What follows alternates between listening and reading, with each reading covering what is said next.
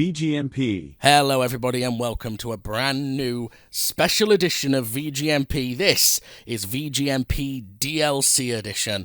This is a special little sub-series we're going to be doing to you every week. Yeah, every week, every Tuesday. Every Tuesday, where we review things that realistically it would be difficult to do an entire episode on because they're very short.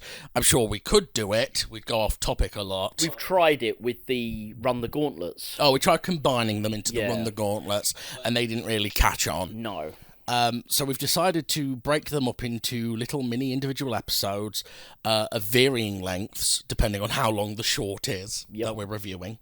And this is the first one, you lucky people. And today, we're talking about a 1995 animated short film, Street Fighter II Return to Fujiwara Capital, made by Capcom, who obviously own the Street Fighter license, and released as part of Street Fighter's 15th anniversary and as part of a special cultural event in Japan. Yes, so this is considered a quasi-sequel to Street Fighter II, the animated movie. From April to mid-May 1995, an exhibition themed around Fujiwara took place in Nara Prefecture. Fujiwara is considered Japan's first real capital city and is just a short distance from Osaka. Capcom was a partner of the event and helped create a 20-minute anime documentary. They call this a documentary, Street Fighter going back in time, whatever, which was screened at their booth during the event. It was exclusively sold on VHS at the event until a later 2004 DVD release made it more accessible. The DVD was released to mark Street Fighter's 15th anniversary as a brand. Right, so the DVD release was for the 15th anniversary. Yes. I did think, I was watching this going, 95, Street Fighter wasn't 15 years old by 95. Yeah, so no, this was created for the 95 Fujiwara Capital event. I don't know if there's a significance to that year or if they host it every year. I don't know much about that event. It has two firsts for Street Fighter, arguably neither of which are actually good for the series. Right. It's the first to have time travel included in any form of Street Fighter media. It is also the first Street Fighter to have no battle scenes. Yeah. Yeah, there's a distinct lack of fighting this Street Fighter movie. Street Talker should have been the name of this one. I feel like Streetwalker, what? Nope, that's got a different connotation. Chun-Li is in this film. I feel like you could probably sue Capcom for misadvertising this. What, as Street Fighter? Yeah, no fighting. But there's only 4 characters as well, so no, where was Bison? Well, because it didn't need a villain, I suppose, did it? It was time travel. It did. So let me be very clear here. This is interesting as a piece of cultural history. Well, sort of like just an entertaining thing. Yeah. This is not a movie because A, there's no plot. We never find out why or how they went back in time. So the 4 characters, let's just say what the 4 characters are. You have Ryo and Ken, great, 2 of the same people. Ryo and Ken, Chun-Li, and Eddie Honda, or E Honda. Yeah. Those are the only 4 Street Fighter characters that are in this entire movie. The base story, as much as there is E Honda has invited the other 3 to visit him to test out this brand new, super amazing special move he's designed. But he goes up to this sort of ancient Japanese, it almost looks like a turtle as a stone. I think it is a cultural, historical Japanese symbol, but I don't really know the context for it. And he basically goes up to it and he's just like, "Oh, you will be terrified of my special move, prepare to die." And then he doesn't do the move on the stone, he just laughs at the stone. So the stone rotates to the west, which apparently has some significance. He said it symbolises a flood. Yes, and we don't see a flood. No. What ends up happening is the water turns into light, and the light sends all 4 characters through time. Why it sends the other 3 is never explained. If I could turn back time. And I think that's the only explanation we get. We get this isn't very consistent in its script because they've chosen Ryu as our audience eyes into the past. So he's the one learning about Fujiwara Capital. Yeah, which makes sense from he is the most recognisable Street Fighter character. Sure.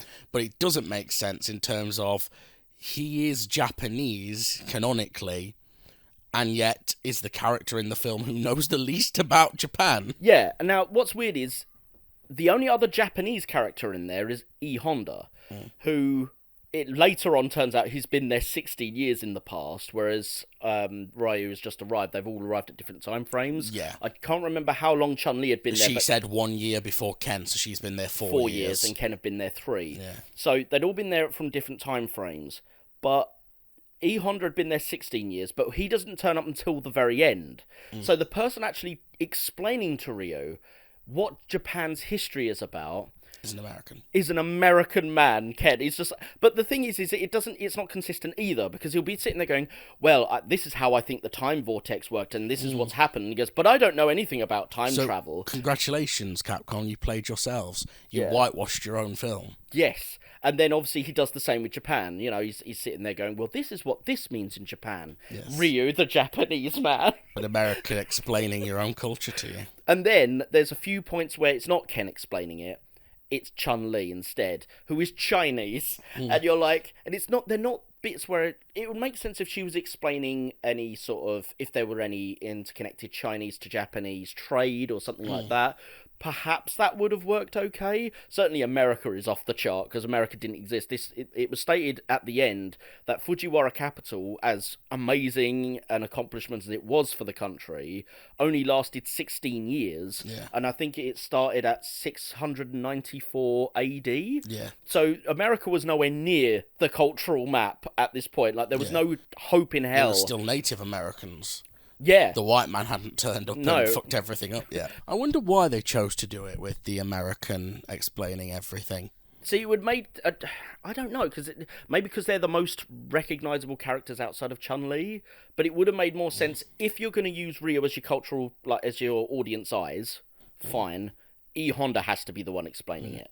Yeah, but he's a car. There's several things about Eddie Honda that don't make sense. Number one, at the beginning, before they travel back in time, he states that he's been so excited to show them his special move that he's not slept or eaten for 10 days. And I'm like, that man has abs on abs. They look like fat, but it's like huge muscles. Oh, mate, that's what they call a roid gut. Yeah. But if he hadn't eaten for 10 days, I'm fairly certain he would have lost about 7 stone. That's why he's a street fighter and not a professional fighter, because you have to do steroid testing in professional fighting. Yeah. But something tells me they're not testing for steroids on the streets. I ain't get a test because I'm a street fighter. Given how absolutely jacked everyone is. Yes. You telling me Chun-Li's not pumping ounces of anabolic steroid into those thighs? Anyway, okay, so let's talk about whether this is worth watching. It's an interesting... It's full of interesting information. I assume the information in there is accurate because it was built for a cultural event. Yeah, but you could look it up in... the amount of information in it, which is not that much, no, you could look up in 5 minutes on Wikipedia. I'm sure if you looked up Fujiwara capital on Wikipedia, it would give you more information than they have in this film. Without any of this shit. But bear in mind, obviously, Wikipedia and Google didn't exist in 1995. What? It's an interesting film. It's not necessary. No, unless you're like an obsessive Street Fighter collector, like someone who must have everything that's ever been made with the Street Fighter name on it. Yeah. Then you're going to want this to add to your collection. It's an interesting little thing that existed, but it's not a movie. No. Why do they all go back at the end? Because time speeds up, doesn't it? But why? Because time speeds up. But why? If they've all been dropped at different time periods... Yes. Which is never explained why. Nope. They're all taken from the same time. Why aren't they dropped at the same time? Yep. So you'd think if this was a movie... Well, no one knows that. No one can explain time. Except the points when Ken does explain time. See, the like problem... the time wall, remember? Ryu at one point walks into essentially an invisible wall, and and Ken goes, "It's a time wall," and then later on goes, "I don't know anything about time travel." But that's because the time wall, then? What you don't realise is just out of frame of there, Mr. Mime. Connecting it with Nintendo, love it. Yeah. They don't do anything. Like, they don't achieve anything or learn a lesson or out like that. No, they're causes just learning them to about... go back. Yeah. They just go back. And that's fine, because this was obviously made for educational purposes. Yeah. But honestly, it would have been less annoying if they just hadn't bothered to do Street Fighter bit. storyline. Yeah, it didn't need the Street Fighter Just bit. have Ryu being like, hey kids, today we're going to learn about Japan. Yeah, it didn't need a storyline with all four of them. Like, you're right, none of them have an arc. Today we're taking a Hadouken to stupidity. That's a much better idea. Hadouken! He just wipes out the dumb kid in the class. Yeah. Just literally just kills him. There's just smoking shoes left. There are a couple of elements in this that it just sort of skims over and make no sense. Outside of the overarching storyline of being sent back in time to look about a capital that only existed for 16 cocking years. Yeah. There was a thing in Japan back then, wasn't there? Because didn't they also do Sega, deep cut? Sega did a Sonic the Hedgehog educational game, didn't they, called Sonic Schoolhouse? Yeah, educational games were common. Well, and just like little things like this as well, I think, were... I suppose at the end of every single one of the Adventures of Sonic the Hedgehog series, there was a... we didn't get it in the UK, actually, because I remember I watched that religiously when I was a kid, and it was never here. But in the American one, and all the DVDs since, at the end of every episode, there's a Sonic Says. Sailor Moon did the same thing. Yeah. At the end of every Sailor Moon, there was like a little lesson called Sailor Says. If somebody wants to touch you where you don't want to be touched, you've got to say no, because that's no good. Yeah, literally stuff like that, and you're like, Sonic, buddy, I don't think you're the right person. Okay, here's a fun little thought experiment. What other video game characters could we use to teach different classes? I'd like to suggest creative writing with Alan Wake. Okay, yeah. Yeah, I'm up for that. Playing those games is basically an exercise in creative writing, because you find his pages of his manuscript, and he literally talks to you about like how to build climaxes, how to do red herrings, things like that. Yeah. Honestly, I don't know.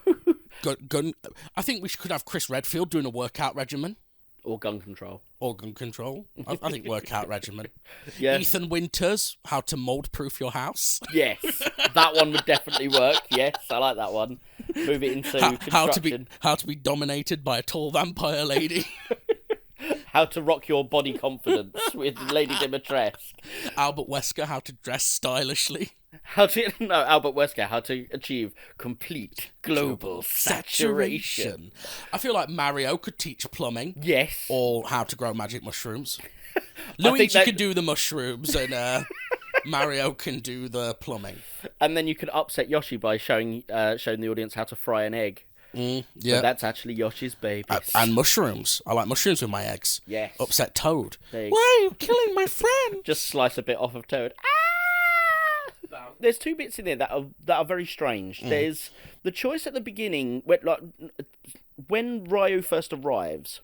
This mysterious stranger comes up to him and puts his arm on his shoulder, and he goes to, like, it's the closest thing we get to a battle in the film. He goes to kick the guy. Yeah. The silhouette of this guy jumps back. Now he's wearing white trousers, a blue tabard, and he's got this hat on with a big bobble on the top. The guy jumps back, and he's like, hey, what are you up to? And then it for some reason, transitions into that is actually Ken. But the silhouettes don't even match. Yeah. And that never comes back again. It makes no sense. And then the bit as well, it's right at the end. They find Eddie Honda. They're looking for E. Honda. And they eventually find him by accident. He's doing manual labour down a hole, like trying to move Fujiwara capital, because they don't just end the capital. They basically disassemble it and move it to somewhere else where it can grow even bigger. It's like that reality show. I don't remember what it's called. My dad watches it. It's on Bravo or Dave or something like that, where they literally, it's in America. People want to move home, but I don't mean they move from one house to another. I mean they physically pick up their house on the back of a giant lorry and drive it across the states and put it down somewhere else. Nice. It's a bit like that. Yeah, it is a bit like that. Yeah, it's exactly that. Do you reckon they showed America how to do it? Maybe. They get more cultural appropriation from the Americans. Exactly. E. Honda then tells them he's been there 16 years. He's really upset because he's been there 16 years, doesn't look any older anyway. He's basically been a slave. He's been a slave. He says he's been basically a forced labourer, doing manual labour, doing everything that has been demanded of him for 16 full years. He's really upset. No one gives a shit. And then they're just like, oh, that's great. Well, Fujiwara capital did and you're like, guy's been tortured essentially for 16. No one's gonna fucking comfort E. Honda at this point. And then at the very end, the payoff is at the end. They go, "Oh, E Honda, weren't you going to show us a special move?" And he goes, I don't remember what you're talking about. And they're like, "Oh, almost like, oh, typical E Honda." Yeah. And it's like, guy was tortured for 16 years. Of course he forgot the fucking special move. Yeah. Like, no one's gonna fucking answer this. Like, this guy has been tortured for 16 years, and all you're doing is taking the piss out of the fact that he forgot something, let's be honest, relatively inconsequential. Yeah. I did find that quite dark and funny. Yeah. Oh, and there was the guy who kicked the dog. There was the guy who randomly boots a dog. That was actually hilarious. That made me laugh out loud. Rory supports animal abuse. Well, you don't expect it, certainly in a thing that's designed for kids. And to be educational. And for some reason, there's this bit where a guy's just walking away, and it is so funny how it's done. The dog walks up to him, and it's one of them typical, the dog is, trying to tease the man to play. And the guy's leg just comes out and punts the dog. Yeah.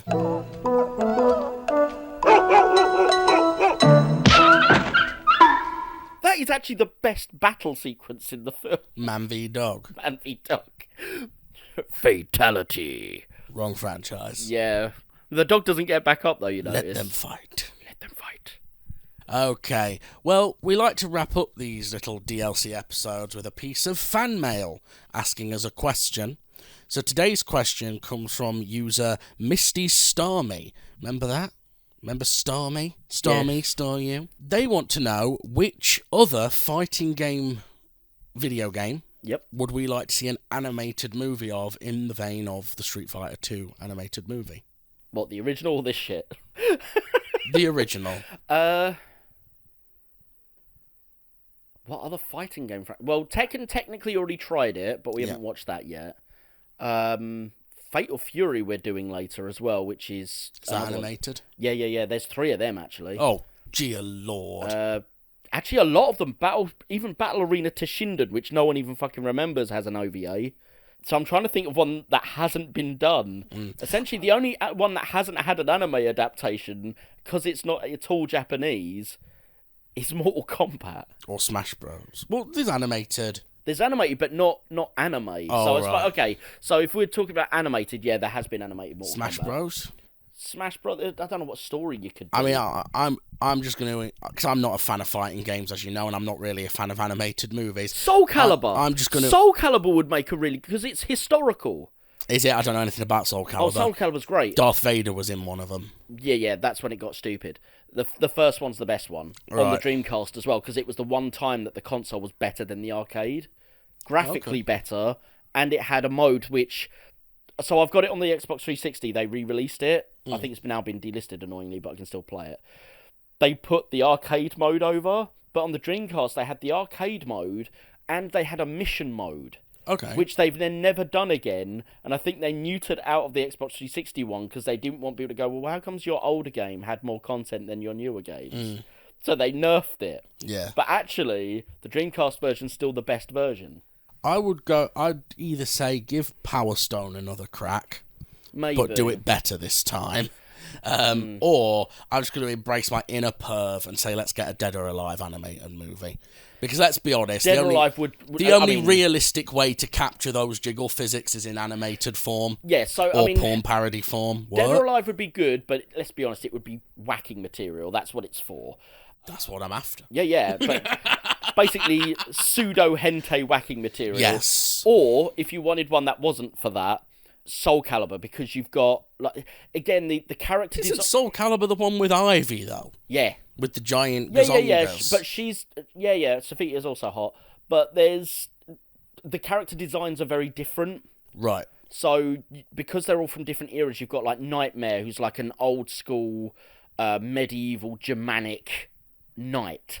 You've got monsters like Voldo, who are like almost acrobatic. Characters who are pirates.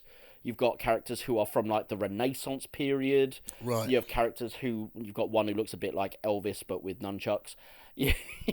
And you've got obviously a lot of Asian infused ones like Zhenghua and Killik.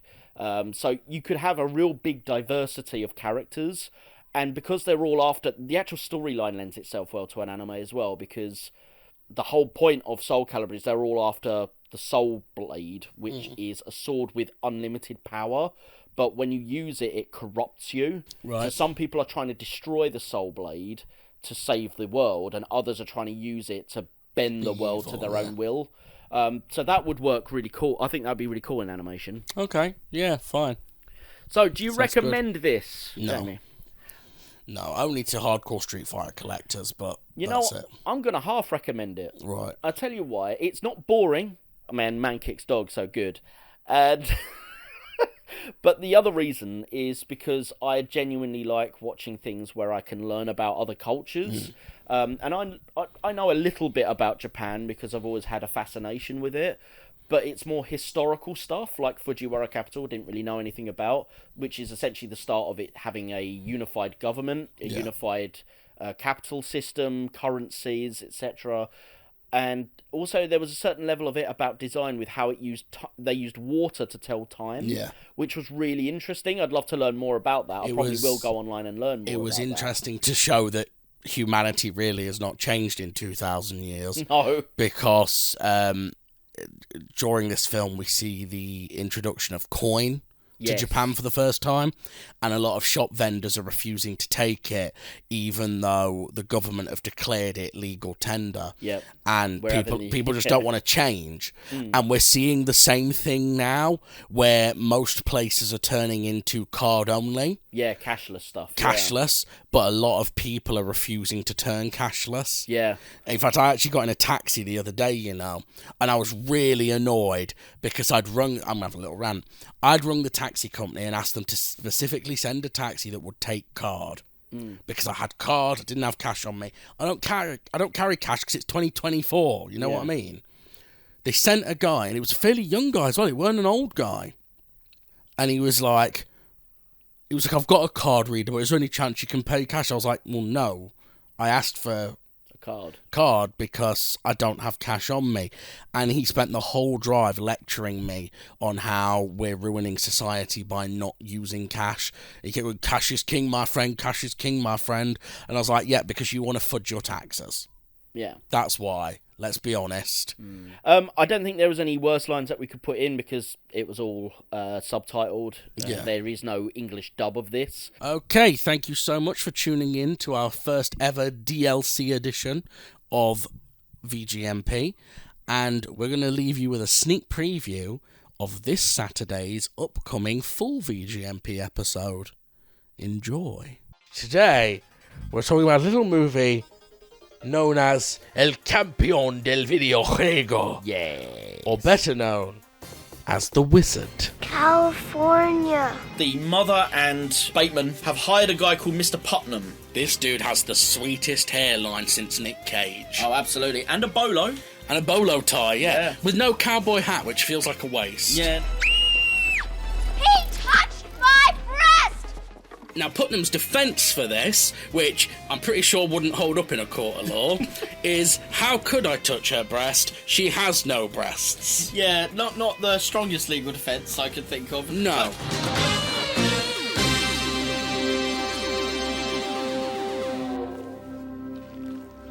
Jeez. I love the Power Glove. It's so bad.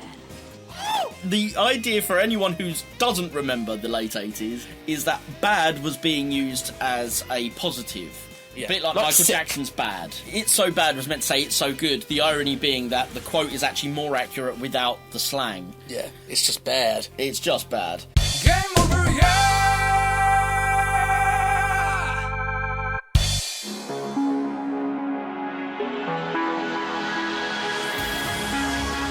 Cyberpunk Studios.